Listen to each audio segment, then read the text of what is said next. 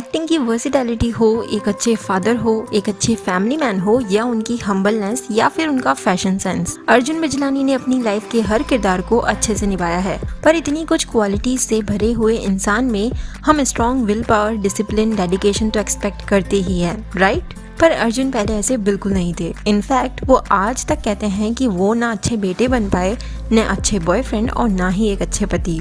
अर्जुन बिजलानी की लाइफ से जुड़ी इतनी अनसुनी बातें हैं, किस्से हैं जो स्पेशली यंगस्टर्स को तो जाननी ही चाहिए। तो बने रहिए इस वीडियो के एंड तक, क्योंकि मैं शुभी आज इस वीडियो के through always smiling Arjun Bijlani की लाइफ की अब तक की जर्नी शेयर करूंगी और उनके हमेशा ही स्माइल करते रहने की वजह भी। पर उससे पहले आप सभी से मेरी रिक्वेस्ट है कि इस वीडियो को लाइक करके चैनल को सब्सक्राइब करना बिल्कुल मत भूलना, जिससे आपको आने वाले वीडियोस की नोटिफिकेशन टाइम पर मिल सके।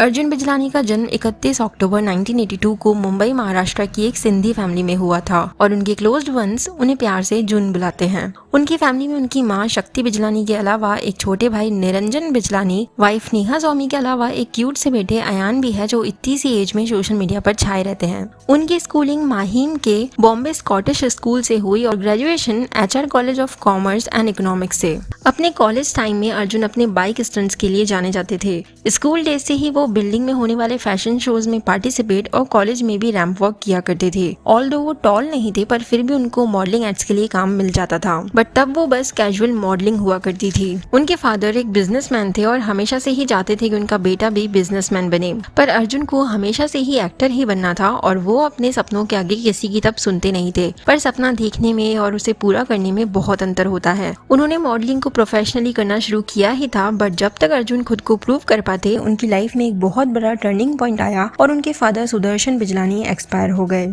उस टाइम अर्जुन बस 19 साल के थे और एक तरह से घर की रिस्पॉन्सिबिलिटीज अब अर्जुन पर आ चुकी थी। उनकी माँ ने तब अर्जुन से कहा कि जो भी तुम्हारे पापा तुम्हारे लिए चाहते थे तुम वो ही करो, पर अर्जुन ने मना कर दिया और कहा कि मैं अपने सपनों को ही पूरा करूंगा। एंड उन्होंने अपनी माँ को जैसे तैसे कन्विंस कर लिया, पर जिस डायरेक्शन में वो जाना चाहते थे वहाँ का रास्ता अब इतना आसान नहीं था। घर में भाई बहन की रिस्पॉन्सिबिलिटी भी थी और ऑडिशन देने के लिए पैसे भी नहीं थे, और वो 1-2 साल तक सब कुछ गलत कर रहे थे और बुरे लोगों की संगत में फंस चुके थे। तभी एक दिन जब वो घर आए तो उन्होंने देखा कि उनकी माँ बहुत रो रही थी। बस वो दिन था और उनकी माँ के वो आंसू, और अर्जुन की लाइफ ने फिर से टर्न ले लिया, पर इस बार एक सही डायरेक्शन में। अर्जुन ने उसी दिन से खुद से कमिटमेंट ले लिया और अपनी फैमिली के लिए डेडिकेशन उसी टाइम उनके मन में था। अर्जुन बताते हैं कि वो उस दिन बदल गए थे। उनके अंदर एक अलग ही तरह की विल पावर थी, लाइफ को देखने का नजरिया भी बदल चुका था और उसी दिन ने उनकी लाइफ पूरी तरह बदल दी, जिसका सारा थैंक्स वो अपनी माँ को देते हैं। पर अभी तक उनकी माँ का ना तो दुख कम हुआ था और ना ही उनके फेस पर स्माइल आई थी। फिर अर्जुन ने रोज ऑडिशन देना शुरू किया। उनके बैग में एक जोड़ी कपड़े और फेस वॉश हर वक्त रहा करता था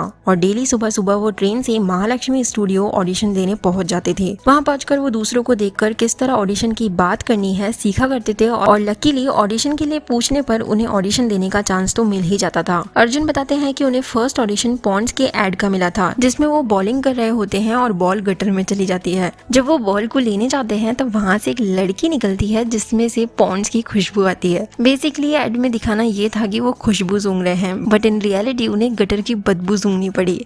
जो लड़का उनका ऑडिशन ले रहा था उन्होंने कहा कि उनका वो ऑडिशन बहुत अच्छा गया है, बट अनफॉर्चुनेटली वो उस ऑडिशन में रिजेक्ट कर दिए गए और उन्हें आगे भी लंबे टाइम तक स्ट्रगल्स करने पड़े। तब जाकर धीरे धीरे उन्हें काम मिलने लगा। उनको उनकी लाइफ का फर्स्ट ब्रेक 2004 में बालाजी टेलीफिल्म्स के शो कार्तिक में मिला, जिसमें वो जेनिफर विंगेट के अपोजिट कास्ट किए गए। ये शो हंगामा टीवी पर टेलीकास्ट किया गया था। इसके बाद ईयर 2005 में रिमिक्स शो में उन्हें विक्रम के कैमियो अपीयरेंस में भी देखा गया।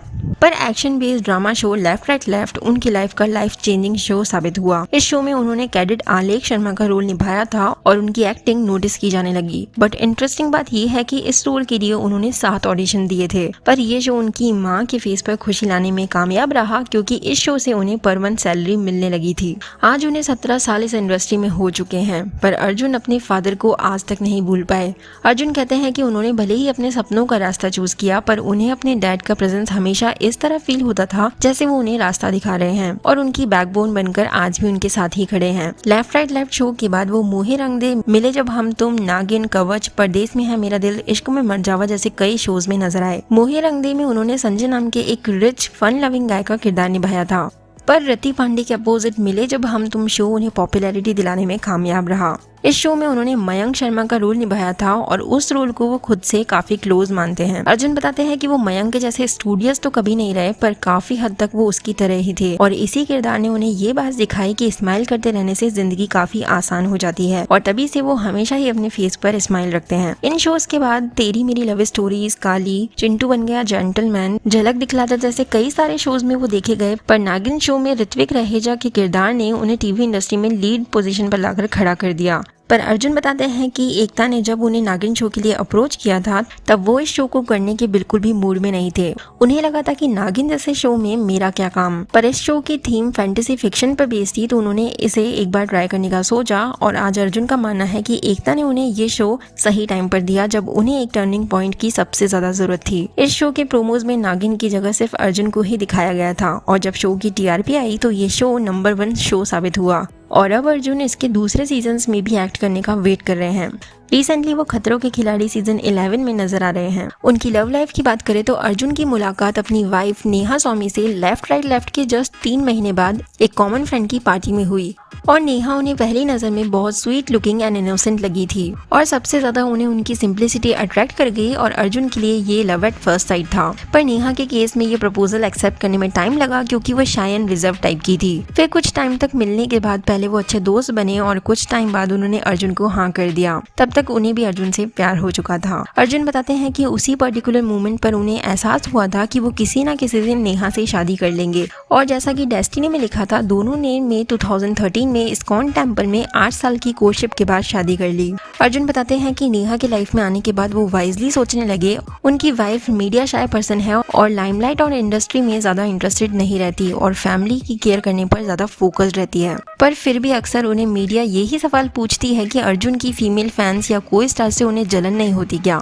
उस पर अर्जुन कहते हैं कि पहले वो जरूर इनसिक्योर फील करती थी और अर्जुन के थोड़ा फेमस होने के बाद उन्हें डाउट भी था कि वो अब उनसे शादी नहीं करेंगे। पर अर्जुन के उन्हीं से शादी करने पर वो शॉक्ड रह गई, जिस पर अर्जुन ने ये कहा था कि जो मेरे साथ 8 साल तक साथ रह सकती है वो लाइफ टाइम भी रह लेगी। वैसे अर्जुन अपने बेटे अयान को अपना लकी चार्म मानते हैं क्योंकि लेफ्ट राइट लेफ्ट शो ने उन्हें रिकॉग्निशन दिलाई थी। मिले जब हम तुम ने उन्हें पॉपुलैरिटी दिलाई, पर एज अ लीडिंग स्टार बतौर उन्हें फेम नागिन 3 के बाद ही मिल पाया। अब बात कर लेते हैं अर्जुन की लाइफ से जुड़े कुछ अननोन फैक्ट्स की। अर्जुन बहुत बड़े शॉपaholic हैं, इतने बड़े कि वो कभी भी शॉपिंग कर सकते हैं। शॉपिंग उनके लिए स्ट्रेस बस्टर का काम करती है। वो 2012 में फुल फुकरे, आई गेस और 2013 में कॉट इन द वेब नाम की 3 शॉर्ट फिल्म्स में काम भी कर चुके हैं। ईयर 2016 में डायरेक्ट इश्क नाम की एक बॉलीवुड मूवी से उन्होंने अपना बॉलीवुड डेब्यू किया था, पर वो मूवी अपनी छाप नहीं छोड़ पाई। सभी जानते हैं कि एक्टर होने के अलावा अर्जुन एक बहुत बड़े एंकर भी हैं और वो रोड डायरीज, डांस दीवाने, किचन चैंपियन जैसे कई अच्छे टीवी शोज के अलावा काफी अवार्ड शोज भी होस्ट कर चुके हैं। उनके कॉन्फिडेंस का सीक्रेट वो बीइंग योरसेल्फ बने रहने में बताते हैं और लाइमलाइट का प्रेशर वो अपने ऊपर नहीं पड़ने देते। अर्जुन ने बालाजी टेलीफिल्म्स के साथ बहुत शोज किए हैं और वो कहते हैं कि उन्हें ज्यादातर शोज में 2 एक्ट्रेसेस दे दी जाती है।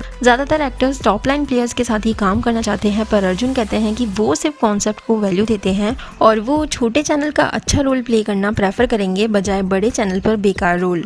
अर्जुन को एक्टर ऋतिक रोशन की फिजिक बहुत पसंद है और वो एक्टर शाहरुख खान के हार्ड वर्क को एडमायर करते हैं। वो गॉड बिलीवर है और वीकली मंदिर जरूर जाते हैं और अपनी माँ का दिया एक स्पिरिचुअल कॉइन वो हमेशा अपने वॉलेट में रखते हैं। उनका एक प्यारा सा डॉगी बूजी उनके करियर की स्टार्टिंग से उनके साथ रहता था, पर अनफॉर्चुनेटली वो अब इस दुनिया में नहीं है। पर अर्जुन उनके वीडियोस एंड फोटोज देखकर उन्हें डेली याद करते हैं। वो मुंबई में ही एक वाइन शॉप भी ओन करते हैं और उनका फेवरेट परफ्यूम इजी मियाके है। अर्जुन के अब तक निभाए गए रोल्स में से उन्हें TV show left right left और web series State of Siege में निभाए गए उनके रोल सबसे ज्यादा चैलेंजिंग लगते हैं। लास्टली अर्जुन कहते हैं कि यदि उन्हें कभी अपनी ऑटोबायोग्राफी लिखनी पड़े तो वो उसका नाम माय अप्स एंड डाउन्स रखेंगे और वो कहते हैं कि एक्टिंग एक टफ जॉब है, यहाँ सक्सेस मिलती भी है और चली भी जाती है, तो ज्यादा उछलना नहीं चाहिए और यदि आसानी से ना मिले तो पर्सनल फोकस एंड पेशेंस हमेशा रखनी चाहिए। तो ये थी एक छोटी सी लाइफ स्टोरी अर्जुन बिजलानी की लाइफ से। आई होप ये वीडियो आपको जरूर पसंद आया होगा। यदि हाँ तो इस वीडियो को लाइक करके चैनल को सब्सक्राइब करना बिल्कुल मत भूलना। Thank you so much for watching this video. Stay connected, be happy.